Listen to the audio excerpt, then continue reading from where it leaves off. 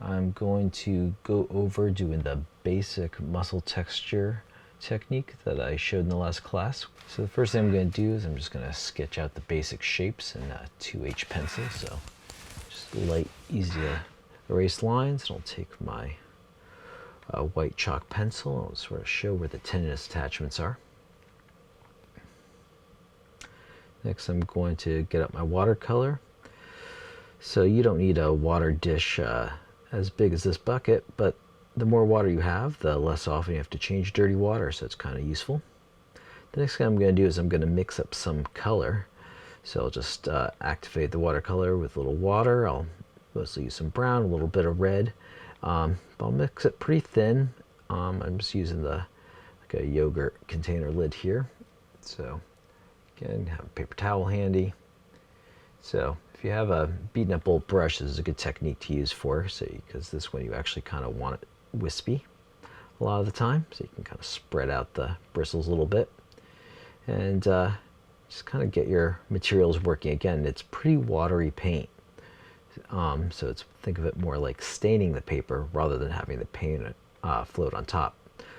One of the more common mistakes I see that students make is just having too much paint, like too thick of a layer of paint on there. So you can see I'm just sort of lightly putting a little bit. I'm letting some of the paper come through, and I'm just trying to get those striations.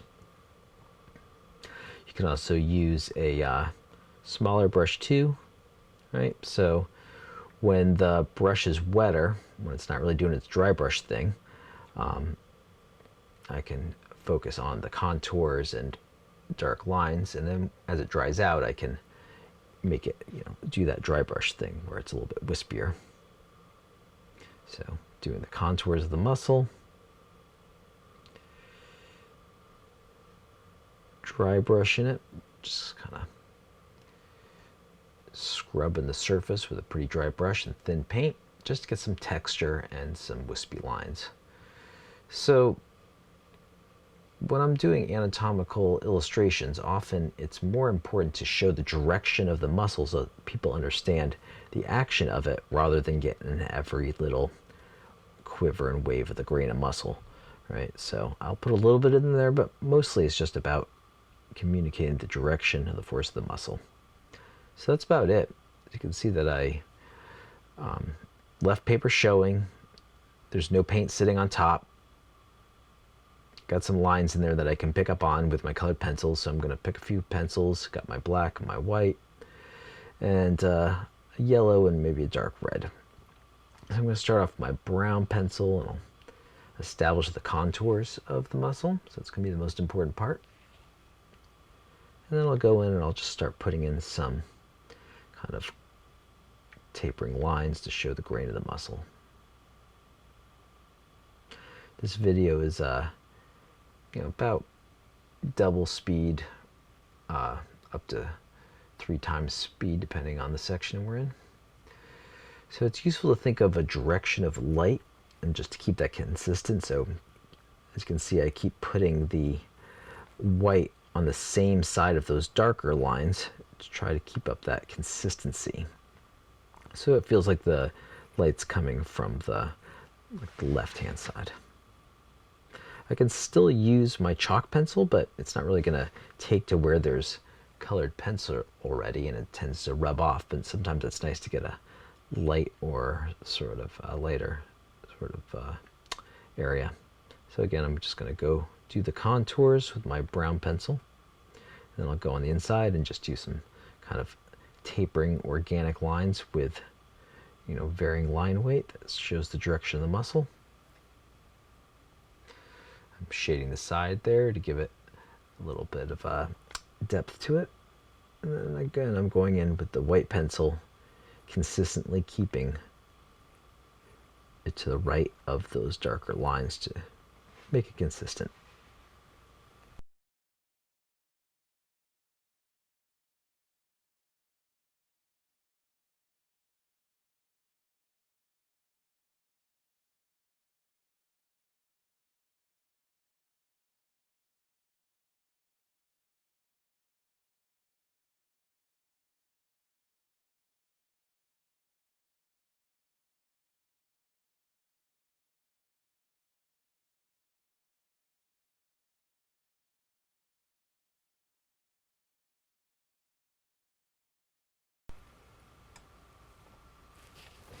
I'll try putting a little bit of yellow in there for the tenderness, but not too much. It's just really more of an accent. Now I'm going to switch over to the black pencil and really use that to get my final darks, you know, so that's going to be darker than the brown, of course. So on the shadow side, make it dark, maybe reinforce the dark side a little bit. And now I'm going to take it a little bit, this is actually graphite again, so that's going to be a little bit lighter shading just to, again, give it a little bit more halftone. A little bit more chalk.